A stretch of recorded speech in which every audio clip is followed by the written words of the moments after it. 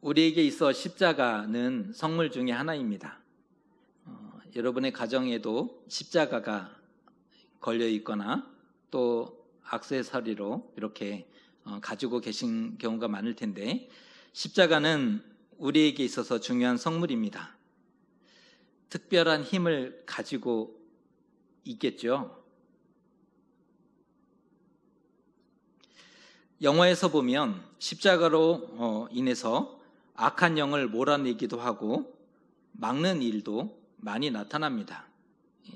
우리가 영화를 좋아하는데 영화에서 보면 십자가로 악한 영을 막 몰아내기도 하고 막아내는 것을 볼 수가 있습니다. 성스러운 기운과 함께 스스로 빛나기도 하고 엄청난 능력을 발휘합니다. 그러한 극적인 효과는 굉장히 멋지고 언제나 기분이 좋죠. 여러분은 어떠세요? 기분 좋지 않으세요? 그런 극적인 효과가 굉장히 멋지기도 하고 기분이 좋죠. 아마 이것이 우리가 생각하는 성물의 힘이고 능력이 아닐까 생각됩니다. 그러한 학습 효과로 인해서 십자가를 지니고 있으면 마음이 든든하지 않습니까? 우리는 어딘가에서 배웠습니다. 그 학습 효과로 인해서 십자가를 지니고 있으면 마음이 든든합니다. 마치 악한 영과 불행을 다 막아주고 보호해 줄 것만 같다라는 것입니다. 그래서 간혹 꿈자리가 사나우면 머리맡에 십자가도 두고 또 성경도 놓고 하지 않습니까? 여러분 해보셨지 않습니까? 꿈자리가 사나울 때 물론 기도도 하지만 머리맡에 십자가도 두고 또 안 가져다 놓던 성경책도 딱 가져다 놓고 잠을 청하는 것을 볼 수 있습니다. 만일 예수께서 마셨던 성배를 찾는다면 어떻게 될까요? 생각해 보셨습니까? 오래전에 영화도 나왔는데요. 잃어버린 성배를 찾아서 다빈치 코드 이런 형태로 영화로도 나왔죠. 예수께서 마시셨던 그 성배를 찾는다면 어떻게 될까요? 잃어버렸던 법궤를 다시 찾는다면 어떻게 될까요? 아마 교계뿐 아니라 온 세계가 떠들썩하게 될 것입니다. 오늘의 성경으로 이제 돌아와서 이스라엘에게 있어서 성전은 어떠한 의미였을까요? 한번 생각해 본 적이 있습니까? 이스라엘에게 있어서 성전은 어떠한 의미일까? 아마 그 어떤 곳과 비교할 수 없는 절대적인 위치를 차지하고 있었다라고 말할 수 있을 것입니다. 그런데 하나님 생각도 같았을까요? 이스라엘에게 있어서 성전은 그 어떤 것과 바꿀 수 없는 절대적인 위치인데 하나님의 생각도 같았을까? 오늘 말씀을 통해서 예레미야의 말씀이 다소 어려움이 있는데 말씀을 통해서 한번 생각해 보려고 합니다. 예레미야는 오늘 성전 문에 서서 성전을 드나드는 모든 사람들을 향해 하나님의 말씀을 선포합니다. 그 말씀이 4절의 말씀인데요. 우리가 같이 한번 읽어보겠습니다. 너희는 이것이 여호와의 성전이라, 여호와의 성전이라, 여호와의 성전이라 하는 거짓말을 믿지 말라. 이게 대체 뭔 소리인가요? 지금 성전에서 서서 외치면서 이것은 성전이 아니고 다 거짓말이다 라고 외치고 있으니 너무 당황스럽지 않습니까? 아니, 성전에서 서서 말하면서 이것은 성전이 아니다, 거짓말이다 라고 얘기하니 너무 당황스러운 거죠. 아무래도 선지자의 이야기를 좀 들어봐야 할 것 같습니다. 당시 이스라엘은 성전에서 제사하고 예배하는 것을 좋아했습니다. 이 당시 이스라엘의 삶의 중심은 성전이었죠. 언제나 성전에서 예배하는 것을, 제사하는 것을 좋아했던 것입니다.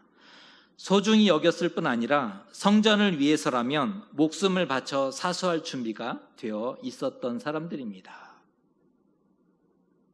성전을 소중히 여겼죠. 그리고 성전을 위해서라면 목숨을 내놓을 만큼 준비가 되어 있었던 사람들이라는 것입니다. 그런데 대체 어디에 어떤 문제가 있다는 걸까요? 이스라엘의 신앙과 삶을 살펴봐야 할 것 같은데요.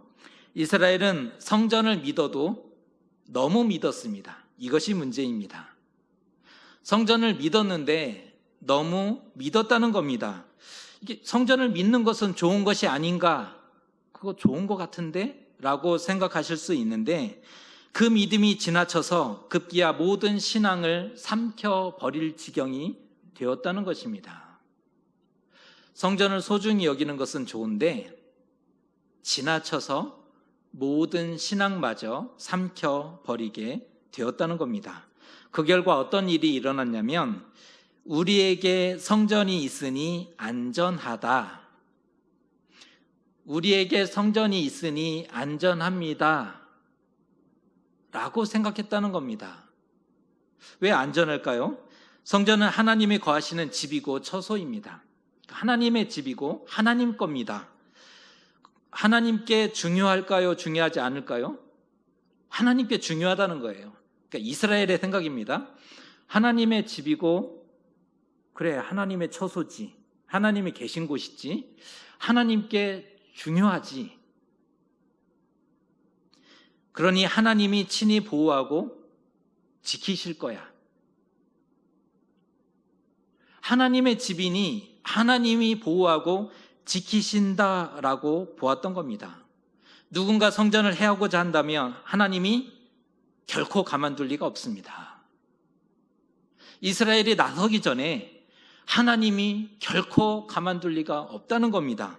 실제로 히스기야 왕 때 아수르의 사네립이 예루살렘을 포위하고 사신 하나님을 회방한 적이 있었습니다. 사네립이 북이스라엘을 멸망시킨 다음에 예루살렘 성을 포위한 다음 사신 하나님을 회방한 일이 있었지 않습니까? 그 일로 인해서 하나님의 사자에 의해서 하룻밤새 18만 5천 명의 사람이 죽임을 당해야 했습니다. 엄청난 기적이 나타난 겁니다. 성전 때문이구나. 이 깨달음을 얻은 거예요. 그 일을 경험하면서 이스라엘이 어떤 깨달음을 얻었느냐? 성전 때문이다. 그 경험과 학습 효과로 인해서 성전 신앙이 더욱 강화됩니다. 어떠한 사건을, 어떠한 은혜를 경험하고 우리가 믿음의 바른 반응을 보여야 되는데 이스라엘은 하나님의 기적을 경험하면서 어떤 깨달음이 있었냐면 성전 때문이구나. 이 경험과 학습 효과로 인해서 성전 신앙이 강화되었다는 겁니다. 자신감이 하늘을 찔렀어요. 그 자신감은 그 누구도 말릴 수 없는 지경이 되어버렸습니다. 성전이 지키고 보호하는 것이다. 그 누구도 넘볼 수 없고 어떤 해도 당하지 않을 것이다. 그곳에 달려가고 피하기만 하면 안전 보장이다. 이런 결론에 도달하게 된 겁니다. 여호와의 성전이라, 여호와의 성전이라, 여호와의 성전이라. 이 표현이 오늘 말씀에 나오는데요. 단순한 반복이 아니에요. 이스라엘에게 있어서 이것은 그들의 믿음입니다. 이스라엘에 있어서 이것은 자신의 신앙 고백이고 자기 주문과 같은 표현입니다. 여호와의 성전이라, 여호와의 성전이라, 여호와의 성전이라. 이 말은 단순한 반복이 아니라 말씀드렸습니다. 믿음이고 신앙 고백이고 자기 주문입니다. 그들은 실제로 성전을 굳게 믿었다는 겁니다.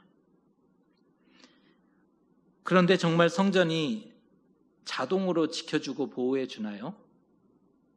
한번 이성적으로 생각해 보자는 거예요. 성전이 신적인 능력이 있어서 자동으로 지켜주고 보호해 줍니까? 신성 불가침의 성역이에요. 그 누구도 해하지 못하는 절대적으로 안전하고 보호받을 수 있는 곳입니까? 그런데 성전을 그렇게 믿었음에도 대체 왜 성전 마당에 하늘의 1월 성신을 위한 단들을 쌓고 간절히 기도한 것입니까? 무엇 때문에 아들을 불 가운데로 지나게 했으며 인신 제사가 웬 말입니까? 점치고 사수를 행하고 신접한 자들과 박수들을 가까이 한 이유는 대체 무엇입니까?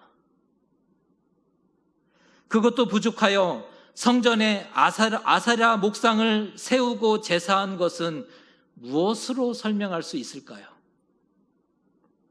실제로 므낫세 왕은 그 모든 일을 행했습니다. 이와 같은 모든 일을 행했고 수십 년이 지난 지금까지도 여전히 그러한 가증한 일들이 관행적으로 모두가 행하고 있었던 것입니다. 이 정도면 혼합주의 신앙의 끝판왕입니다. 그 어디에도 찾아볼 수 없는 혼합주의 신앙의 최고봉이죠. 그 모든 것이 여호와 보시기에 심히 악했더라. 예레미야가 지금 그것을 선언하고 있는 겁니다. 이러한 이유로 오늘 예레미야는 성전 문에 서서 이것은 여호와의 성전이 아니며 성전이 너희를 지키는 것이 아니다. 거짓말을 믿지 말라 외쳐야 했던 것입니다. 성전의 타락상이 도가 지나쳤기 때문이죠. 그 어디에도 하나님이 없었습니다. 그 어디에도 하나님이 없었고 이미 하나님의 성전이 아닙니다. 그런데 종교적으로만 문제였을까요? 아니더라는 거죠. 이미 사회의 정의는 무너졌고 약자였던 이방인과 고아와 과부를 압제하고 있었고 무죄한 자의 피를 수없이 흘렸으며 온갖 이방신들을 수입해서 온 가족이 하늘의 여왕을 섬겼다. 이 아스타롯을 얘기하는데요. 온 가족이 힘을 모아 아빠와 엄마와 아이들까지 하늘의 여왕을 섬김으로 우상 숭배의 전성기를 만들고 있었던 때였다는 겁니다. 자신들의 신도 아닌데 이방의 신들을 수입해서 열심으로 섬기고 온 가족이 힘을 다하여 숭배하고 있었던 것입니다. 이스라엘의 신앙과 삶은 도가 지나쳤고 최악이었다는 거지요. 총체적인 타락입니다. 이건 어디에서부터 어떻게 얘기할 수 없을 정도로 총체적인 문제였습니다.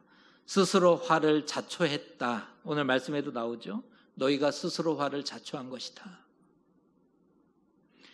성물은 하나님께 예배를 드리는데 쓰이기 때문에 신성하고 거룩한 물건입니다.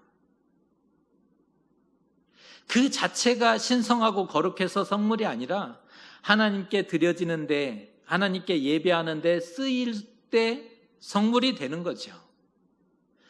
때로는 사람의 신심과 하나님을 향한 마음과 경건을 북돋아주는 유익함도 있기는 합니다. 성물이라는 것이 사람의 신심, 하나님을 향한 마음과 경건에 유익이 되기도 한다는 겁니다. 하지만 그 자체가 신성하지 않아요. 그 자체에 어떤 효험이 있는 것이 아니지 않습니까? 여기에는 성전도 예외가 아니라는 거죠. 그런데 종종 그 마음을 잃어버린다는 데 문제가 있습니다. 신적인 능력이 있는 것처럼 마치 그것을 만지면 부정 타는 것처럼 불과 우리에도 몇십 년 전만 해도 예배당 강단에 올라가지 못하게 했습니다. 어떻게 감히 신발 벗고 기도하고 올라왔지요. 왜? 거룩했기 때문에, 성전이기 때문에 그렇게 믿었던 때가 있었습니다. 신적 능력이 있는 것처럼 신성시하고 이것이 지나치면 숭배의 대상이 되기도 한다는 거죠. 주객이 전도되는 겁니다. 하나님의 자리를 빼앗게 되는 거죠. 하나님의 자리를 가로채게 되는 것입니다. 성전이 보호하는 걸까요? 성전 위에 계신 하나님이 보호하는 걸까요? 성전을 믿으십니까? 하나님을 믿고 계십니까? 이것은 질문 자체가 우스운 질문이잖아요. 말도 안 되는 일이 그러나 이스라엘 가운데는 벌어지고 있었던 겁니다. 하나님을 버리고 아무리 극악한 짓을 벌일지라도 성전이 안전하게 지켜주리라. 왜요? 성전은 그런 능력을 가지고 있거든요. 내 영혼 안전합니다. 이 말 표현은 너무나 은혜로운 표현인데, 하나님을 버리고 극악한 짓을 벌이고 있음에도 성전이 안전하게 지켜주리라, 내 영혼 안전합니다 라고 얘기할 때는 얼마나 가증스러운 말이 되는 표현입니까? 이것이 믿음인가요? 광기입니다. 이것을 믿음이라고 얘기하지 않고 이것은 광기다라고 얘기하는 것이 더 적절한 표현입니다. 너무 성전만 믿고 까불고 있는 거 아닌가요?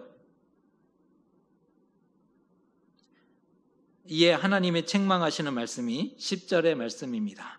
내 이름으로 일컬음을 받는 이 집에 들어와서 내 앞에 서서 말하기를 우리가 구원을 얻었나이다 하느냐, 이는 이 모든 가증한 일을 행하려 함이로다. 이스라엘은 성전이 구원하는 것을 크게 자랑했다는 거예요. 야, 성전이 구원할 수 있어. 우리는 성전이 있기 때문에 안심해도 돼. 걱정하지 마. 자랑했습니다.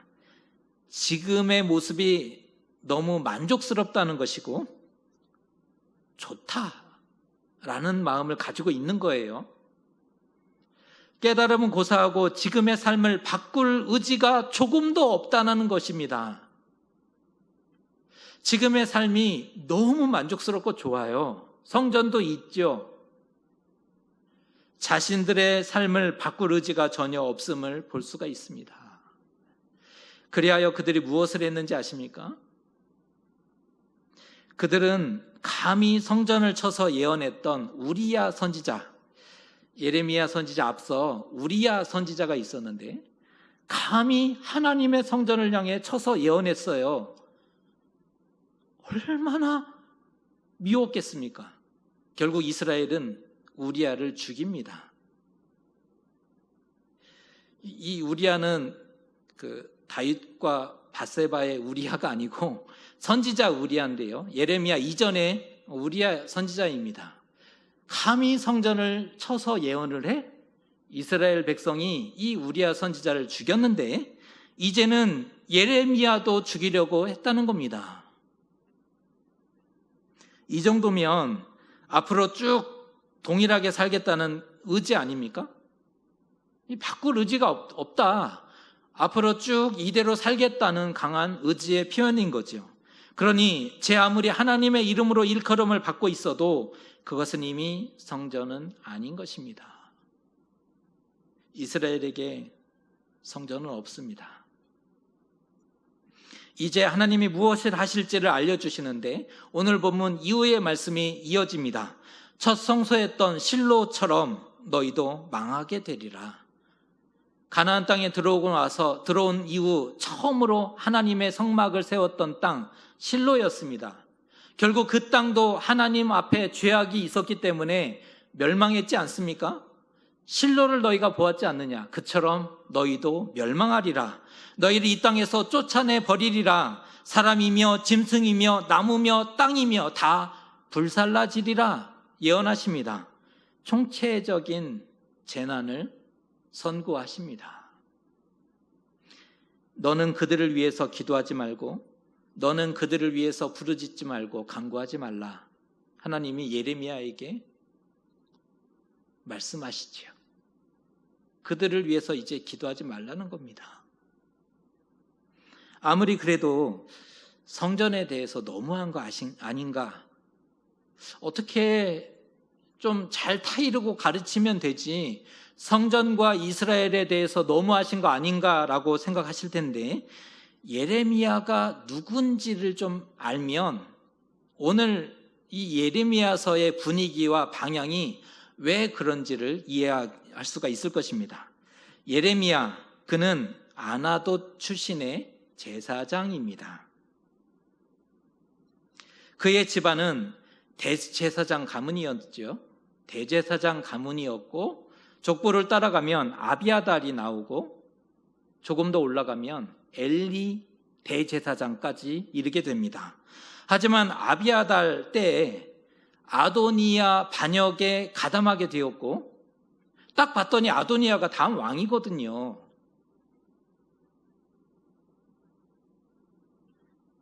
아도니아 반역에 가담했다가 결국은 아나돗으로 추방되게 됩니다. 예레미야의 고향이었던 이 아나돗으로 선조였던 아비아달이 추방당하게 됩니다. 그러니까 예레미야의 태생적인 배경은 몰락한 대제사장의 후손이었다라는 사실을 확인하게 됩니다. 몰락한 가문이고 대제사장의 후손이었음을 확인할 수가 있습니다. 성전에 대해서 우호적이었을까요? 부정적이었을까요? 이거 말해서 뭐합니까? 성전에 대해서는 결코 우호적일 수가 없죠. 줄곧 다윗 왕조와 성전에 대해서 부정적인 인식을 보였던 곳이 아나돗인데요, 대부분의 유배지의 정서와 비슷하다고 보시면 됩니다. 우리나라도 예전에 유배당했던 그 지역이 있습니다. 그 지역의 정서는 현 정권에 대해서 부정적인 인식이 많지 않습니까? 많았지 않습니까? 쫓겨났으니 반직권적인 그리고 현실 비판적인 성향이 강할 수밖에 없었던 거죠. 왜 예레미야가 유다의 멸망과 성전 파괴를 힘껏 예언했는지 아십니까?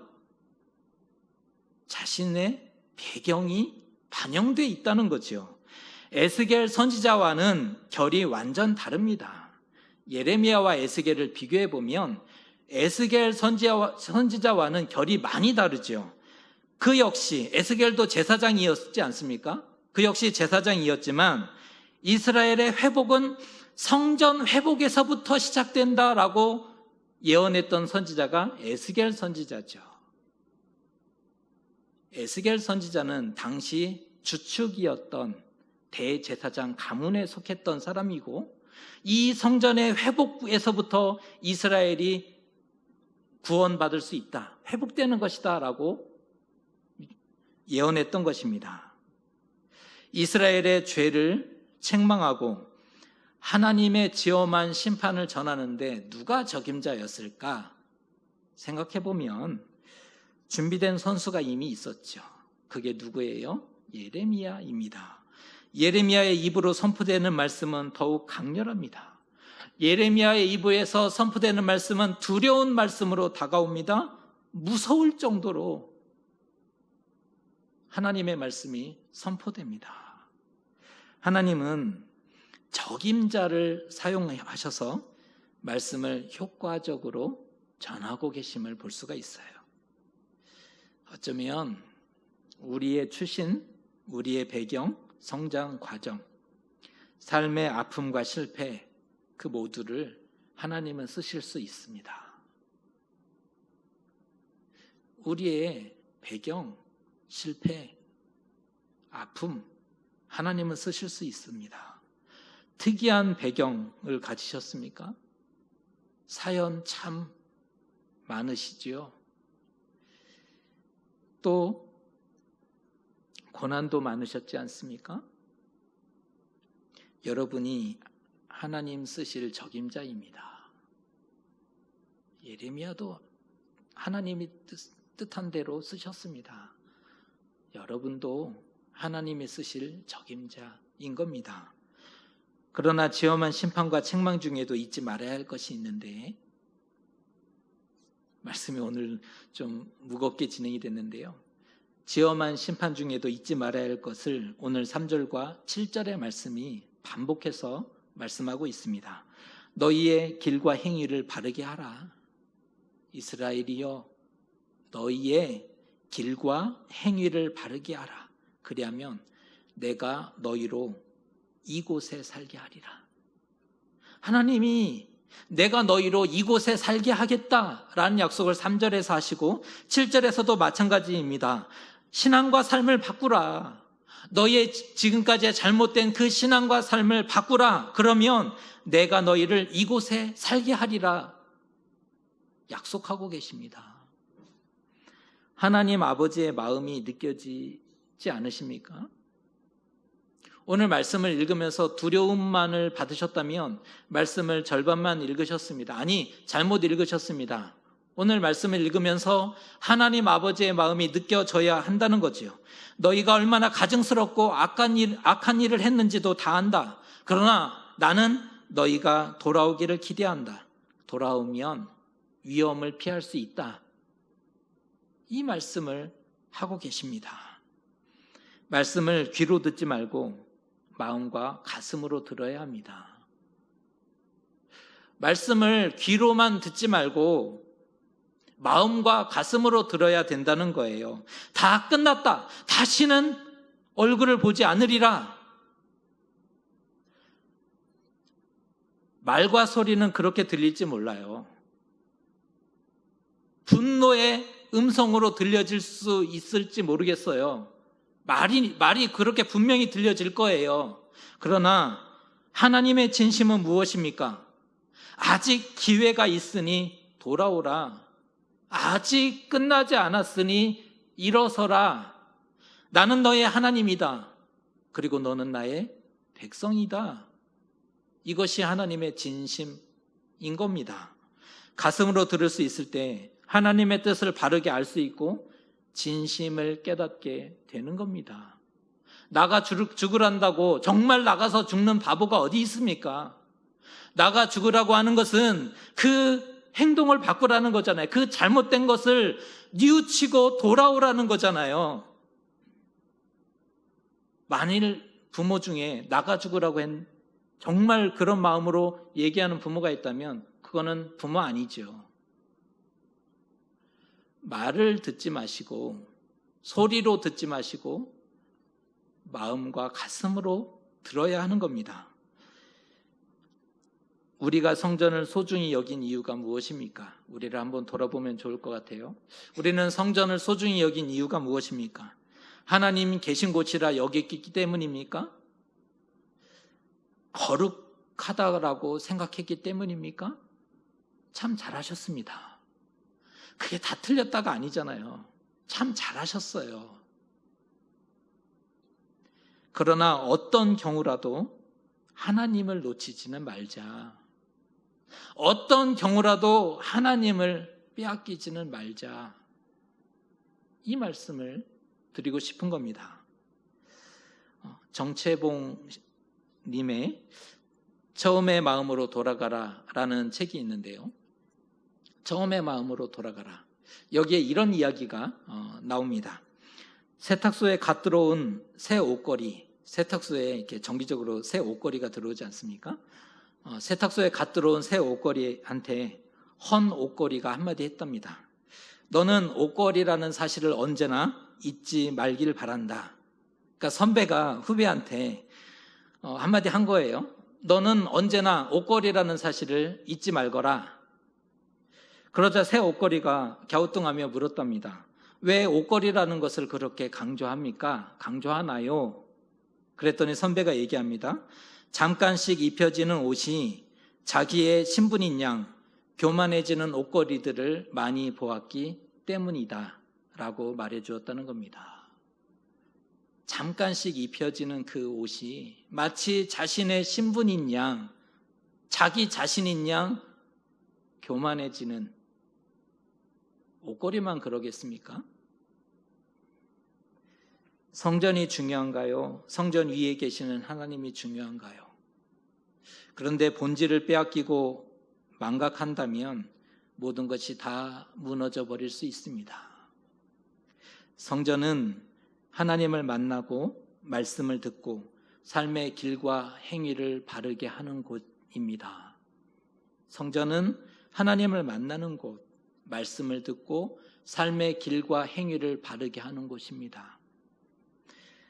예배당이 될 수도 있고 우리의 가정과 삶이 성전이 될 수 있는 것입니다. 성전을 회복하셨으면 좋겠습니다. 진정 하나님을 만나고 말씀을 듣고 삶을 바르게 회복하는 참된 성전을 소유하게 되시는 저와 여러분 되시기를 주님의 이름으로 축복합니다. 기도하겠습니다.